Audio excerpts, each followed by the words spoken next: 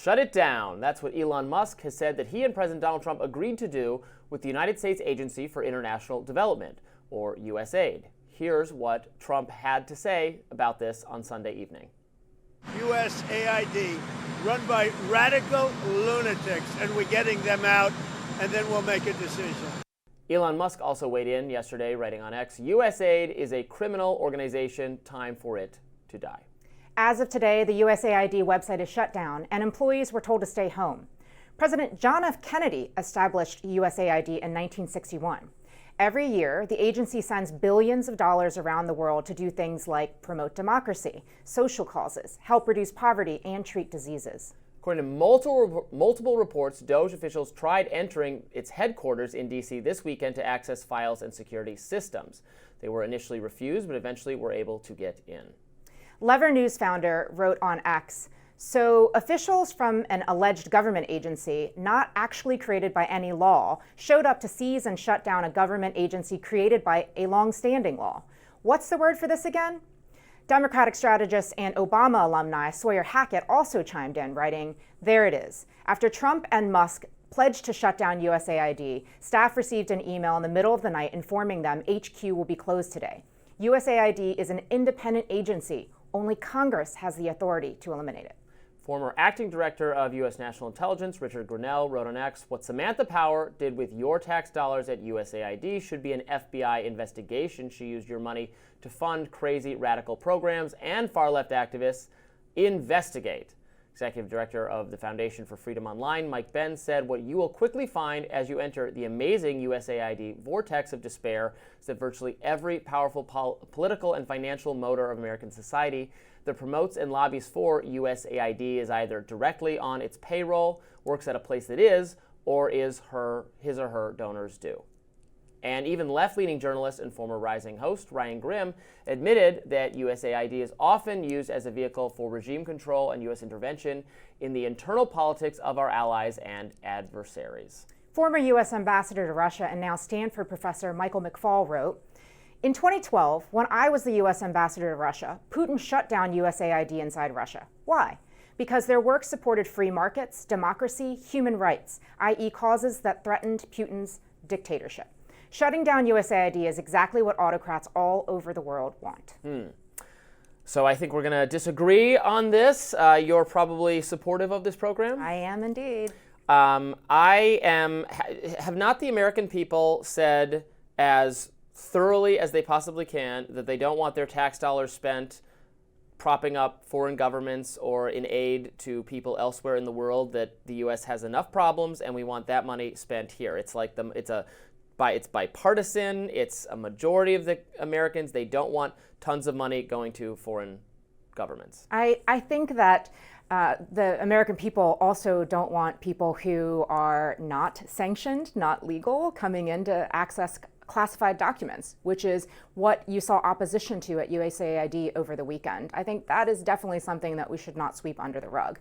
More broadly, USAID, as we talked about here in the opening, really provides services in a way that I think, Ronald Reagan considered to be part of the United States role as a beacon on the hill. It's part of the humanitarian assistance that people all around the world have come to rely on, and it's also importantly part of the soft power that this country uses when other forms of diplomacy don't work. But, does it work? Does it?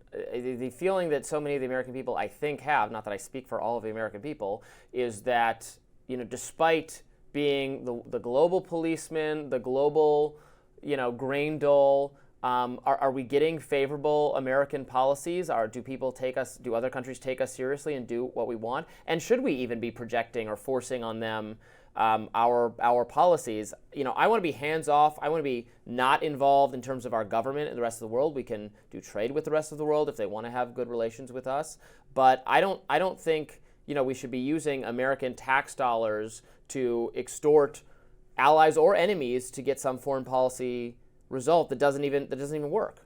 You know, as Barack Obama said famously during his administration, globalization doesn't stop at our shores. And I think that it's really important that we use every tool in our arsenal to both shore up Americans' position in the international arena, whether it's through USAID or the State Department or other publicly funded efforts and programs that we have underway as part of the federal government. But we need to use whatever it is that is possible in order for us to make our way in the world.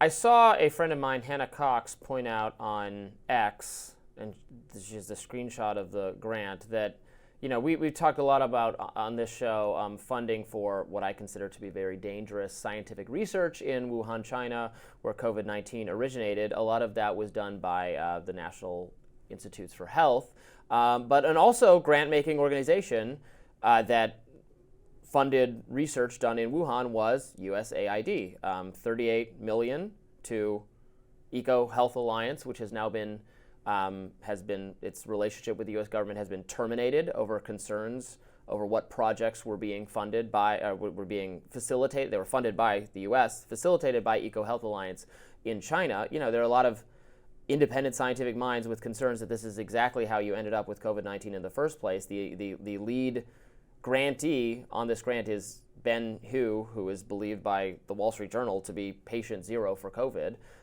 You know, is this a responsible use of American tax dollars? I would say no. I mean, I think it's a valid question that you're asking, Robby.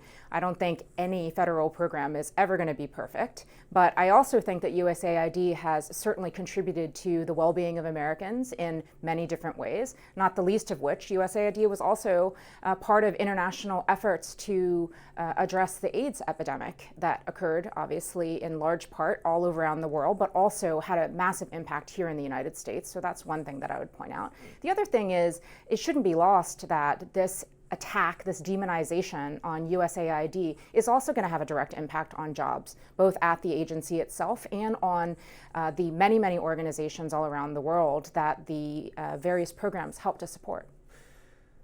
Yeah, I mean, but I don't think we should look at the federal government as just some hiring kind of thing, right? I mean, you could, the theory of more anti-government people would be if the government is, you know, is funded based on your tax dollars, more businesses, more people could create jobs if they had more of that money returned to them. And if we think of the federal government as just an employment scheme, then you would have you'd have a more and more, ever so more robust government with tons and tons of unnecessary employees. I mean, that's what many libertarians argue we already have.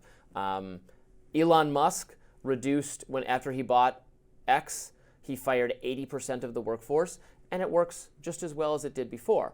Can the same thing be done? Depending on your government? perspective, Robby. Well, it doesn't. I know people don't like, you might not like the moderation policies on it anymore, but it still works. It's not glitching out. It's not technically going down. It functions. Well, I think it functions just the same way it used to function, and if companies can eliminate 80% of their workforce and still function, the federal government can do that. Think of the saving. You know, we're massively in debt as a country. Think of the savings we could have. We are, and think of the savings that we could have if we, for example, curbed some of these tax breaks that we have for billionaires. I mean, there are many ways to balance the budget. There are many ways to get the overall deficit under control. I just don't think that cutting international programs that help fight against poverty and promote democracy in the world is really the place to look at this particular moment. I disagree, but let us know what you think, viewers. Coming up on Rising, we will discuss the buzz around Trump's tariff war. Stay tuned.